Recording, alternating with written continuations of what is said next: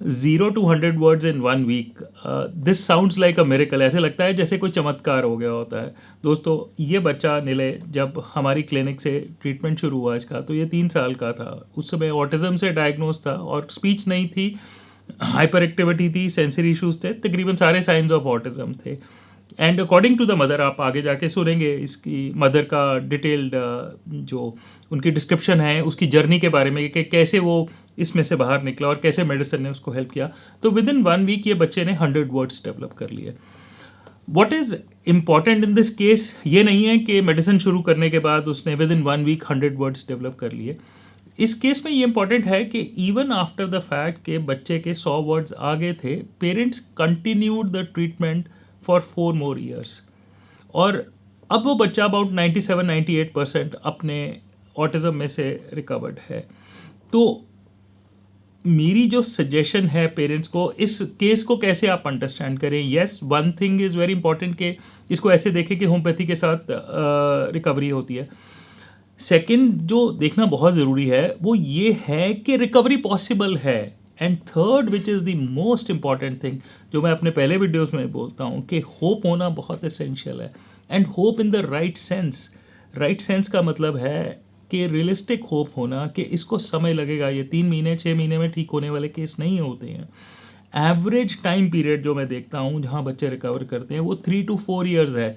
अब जो हम हमारे क्लिनिक में जो बच्चे आ रहे हैं जिनके हम वीडियो टेस्टिमोनियल्स पेरेंट्स की परमिशन के साथ रिकॉर्ड कर रहे हैं, वो केसेस हैं जो 2022 या 2023 में स्टार्ट हुए और छोटे बच्चे थे 3-4 साल के। जो बड़े बच्चे हैं उनको ज़्यादा टाइम लगता है, कई बार हम 6-6, 7-7, 8-8 साल भी देखते हैं बच्चों को रिकवर करने में लगते हैं। और ये भी सही है कि सब बच्चे नहीं रिकवर करते, I will be very honest, बहुत सारे बच्चे नहीं रिकवर करते होम्योपैथिक मेडिसिन के साथ, but there is a very strong hope.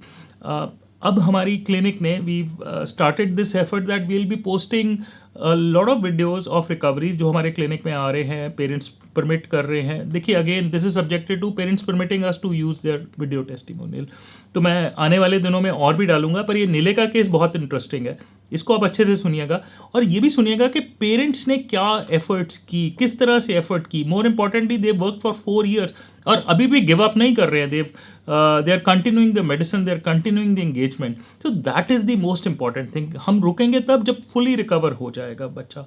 तो दोस्तों, इस वीडियो को देख लीजिए, पेरेंट्स की जर्नी को सुन लीजिए, मेरी इंटरेक्शन विद द चाइल्ड सुन लीजिए कि बच्चा किस तरह से बातें कर रहा है, और एंड में आपको मैं बताऊंगा कि हमने कौन सी होम्योपैथिक मेडिसिन यूज़ की और किस तरह से हम उस केस में प्रोसीड हेड किए। इनिशियली मैम ऑनलाइन हम लोग जब सबसे पहले पता चला, हम BHU में थे उस समय, तो ऑनलाइन हमने सर्च किया, तो सर के वीडियोस हमने देखे और सर के वीडियोस बहुत साइंटिफिक और लॉजिकल लगे हमको। फिर हमने सर से संपर्क किया ऑनलाइन और फिर सर के द्वारा जो हमें फॉर्म दिया गया, एक डिटेल उसमें नीले का सारा हमने भर के भेजा सर को। क्वेश्चन क्या एज थी नीले की जब हमने स्टार्ट किया था? 2 साल 3 महीने के, 2 साल के आसपास। डायग्नोसिस क्या था इसका तब? वहाँ पे जो डायग्नोसिस बना था उस समय हाई रिस्क ऑफ ऑटिज्म बताया गया था। अच्छा। चूँकि मेडिकली 3 साल से पहले वो उसको डिक्लेयर नहीं कर सकते थे, इसलिए उन्होंने कहा कि हाई रिस्क ऑफ ऑटिज्म है और उन्होंने थेरेपी रिकमेंड किया। उस समय रिस्पॉन्स टू नेम कितना था जी बच्चे का? बच्चे का रिस्पांस तो बिल्कुल नहीं था सर, स्पीच भी नहीं थी, बहुत ज्यादा हाइपर एक्टिव रहता था, स्थिर बिल्कुल नहीं रहता था। हाई फाई बाय बाय कर पाता था? हाई फाई ये सब कुछ भी नहीं करता था। नोज आईज ईयर्स पॉइंटिंग नहीं थी, ये अपने जो बाली पास नोज आईज नहीं बता पाता था। सराउंडिंग्स के प्रति तो बिल्कुल भी इसका साइंस ऑफ ऑटिज्म, पूरे साइंस ऑफ ऑटिज्म दिखा रहा था उस समय, इसीलिए उन्होंने हाई रिस्क ऑफ ऑटिज्म लिखा था। ठीक है। तो हमने बेसिकली इतने देर में, अभी कितने 2022 में हमने स्टार्ट किया था, it's been nearly 4 years since. तो 4 years में आप लोगों ने भी बहुत मेहनत की और मेडिसिन भी रेगुलरली चली होम्योपैथी।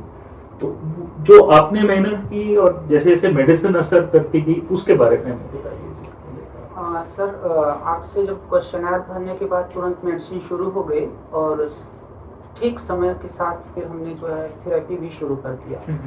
आप लोगों ने खुद क्या एंगेजमेंट की, जो पेरेंट्स की एंगेजमेंट होती है वो क्या की, वो हमें ज़्यादा बताइए जी।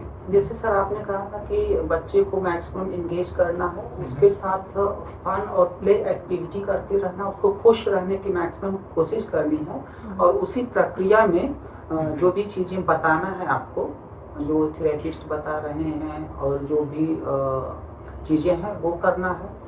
इसके साथ साथ रेगुलर पार्क ले जाना, डेली मॉर्निंग में सुबह पार्क ले जाना, बाहर ले जाना, घुमाना, मतलब सोसाइटी में परिचित कराना, ये मैक्सिमम करते रहे हम लोग। और दवा हम लोग देख रहे थे कि जो दवा इसकी शुरू हुई तो वो तो हमको पता चलता था कि जैसे जैसे दवा हम कर रहे हैं इसके बिहेवियर में उसमें चेंजेस आ रहे हैं। जैसे कि हमने एक एक्सपेरिमेंट किया था। हमने ये बनाया था, एक डायरी में लिखा था कि आज हमें इसको डेली 15 लोगों से मिलवाना है। तो मोहल्ले के 15 लोग हो गए, या हम ऑटो में जा रहे हैं, बस में जा रहे हैं, चाहे वो स्ट्रेंजर हों, लेकिन हम कोशिश करते थे कि उनसे इंटरेक्ट करें, उनको हेलो करें, बाय करें, पूछे आप कहाँ जा रहे हैं, मैं जा रहा हूँ, ये बातचीत करें। तो ये इस चीज में कम्युनिकेशन में बहुत मदद की थी। और ऑब्वियसली मतलब हमने ये प्रयास किया था, और साथ में दवा ने तो काम किया ही होगा था कि जब तक चीजें इंटरनली नहीं आ रही होंगी, हम तो बाहर से फर्क डालने की कोशिश कर रहे थे, लेकिन इंटरनली मोशन कुछ था, तभी ये चीजें जो है सडनली एकदम एक वीक में, मैंने बताया ही आपको मैम कि 100 वर्ड्स इसके पास आ गए थे, और छोटे सेंटेंस में मेडिसिन स्टार्ट करने के बाद उसके बाद ही ये चीजें जो है, ये from no speech to 100 words yes within 1 week. तो इस तरह की चीजें हमने की। इसके अलावा जो सेंसरी इश्यूज थे कि रेत में पाँव नहीं डालना, घास पे पाँव नहीं डालना है, तो वो कितना भी परेशान होता था, फिर भी हम उसको सुबह शाम उसको लेके जा रहे हैं, रेत में भी पाँव रख रहा है, खेल रहा है, फिर उसके बाद वो दिक्कत भी दूर हो गई घास पे पैर रखने में। या हाइपर एक्टिविटी बेटर हो गई। हाइपर एक्टिविटी में थोड़ा सा समय लगा, लेकिन उसमें भी बहुत सुधार आया। अब तो पूरा स्टेबल है। अब तो स्टेबल है सर, अब बैठ के पढ़ लेता है, स्कूल जा रहा है, नॉर्मल स्कूल में जा रहा है सर। और हाइपर एक्टिविटी में मुझे लगता है कि अभी बचा होगा तो 10% के आसपास बचा होगा, लेकिन मतलब बहुत ज़्यादा सुधार हुआ है। दवा का इफेक्ट मैं सर बताऊं, जिस पॉइंट पे मैंने नोट किया था, जैसे एक बार हम लोगों ने बात किया था कि आपसे कि ये जो है कोई चीज़ रिटेन नहीं कर पाते, जैसे कोई चीज़ इसको बताया जाता है, जब ये स्कूल जाने लगा समझाया जाता है, वो भूल जाता है बहुत जल्दी ठीक है। तो उसमें जब उसके हिसाब से आपने फिर दवा दी थी तो वो चीज़ मतलब काफ़ी हद तक ठीक हो गई इसकी। मेमोरी इनिशियल स्टेज में जैसे इसका जो हाइपर बिहेवियर था उसको भी कम करने में दवा का रोल काफ़ी ठीक रहा है। और क्योंकि हम दवा के बारे में एग्जैक्टली बहुत ज़्यादा इसलिए नहीं बता सकते, जो स्पीच है जिले की वो अपनी जो नीड्स हैं वो फुली कम्युनिकेट कर लेता है, पूरा बता पाता है। और जो स्कूल में हुआ अगर आप पूछें वो बता पाता है, कोई चीज जो इसके साथ हुई होती है वो बता पाते हैं आगे। पूछने पे बता, पूछने पे खुद से इनिशिएट नहीं करता, खुद से इनिशिएट नहीं करता, लेकिन पूछने पे बताता है। और पूछने पे भी अभी क्या है कि जैसे एक बार हम पूछेंगे तो हो सकता है सारी बातें ना बता पाए, कुछ चीजें बता देगा, फिर खेलते हुए फिर कुछ चीज को याद आएगी तो फिर आके कुछ बताएगा। नीला, आपके फ्रेंड्स हैं स्कूल में? कौन कौन हैं? नाम बताओ फ्रेंड्स के। अर्नव और वेरी गुड और सोनम प्रसाद। अरे वाह वेरी गुड। कौन सी गेम्स खेलते हो आप उनके साथ? Zombie zombie game. अरे वाह वेरी गुड। और मम्मी के साथ क्या खेलते हो? कौन सी गेम? मम्मी पापा के साथ? मम्मी के साथ तो नहीं खेलता, अकेले खेलता हूँ। और पापा के साथ? पापा के साथ स्पोर्ट्स जिम करता हूँ। माय गॉड, जिम करते हो? हाँ। वो क्या होता है? वेट्स उठाते हैं जिससे, डंबल्स वगैरह? डंबल्स वगैरह तो नहीं। अच्छा। और cricket, bat ball? Rope pulling. Rope pulling. Oh my God, इतने स्मार्ट बॉय हो आप। लैडर, तो मसल दिखाना मुझे जरा, अपने ऐसे करके मसल दिखाना, दिखा दो एक बारी। ओह माय गॉड, दिखाना ऐसे करके दिखाना। Oh my God, big strong boy है ना? योगा क्या क्या करते हो? योगा करते हो आप? करता है सर। योगा किसने सिखाई? योगा किसने सिखाया बेटा बताइए? पापा बड़े स्मार्ट है यार तेरे, है ना? वेरी गुड, ठीक है जी, congratulations, child is nearly out of autism, ठीक है जी। This is a very big big big thing to happen, कि इतना रिकवरी होना बहुत बड़ी चीज होती है, ठीक है। तो हम रिकवरी उसको बोलते हैं zero speech to full communicative speech आती है। आई थिंक इसकी इस समय फुल कम्युनिकेटिव स्पीच है।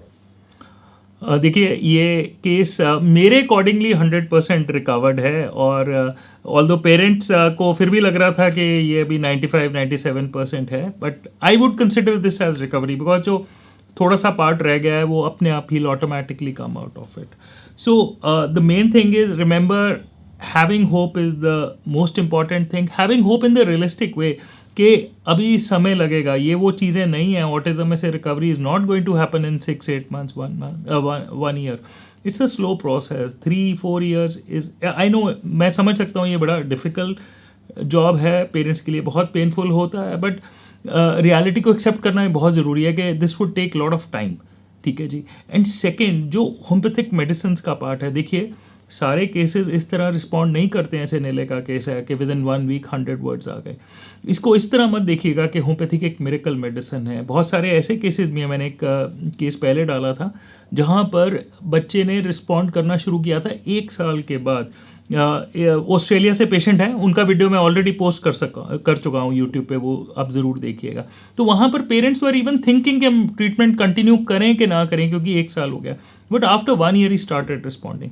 वो भी लेट है, 1 year is also let. Generally kids they start responding between 3 to 6 months, 7 months with homeopathic medicines, but don't expect such miracles to happen. इतनी जल्दी बच्चे, बहुत कम बच्चे होते हैं जो इस तरह से रिस्पॉन्ड करते हैं। बट इस वीडियो में से जो सीख है वो ये है कि patience is very important, sticking with the right medicine, giving the right feedback to our clinic is very important, and working very hard is very important. अब जो सबसे इंपॉर्टेंट पॉइंट है कि मेडिसिन, देखिए we are very transparent in what we do.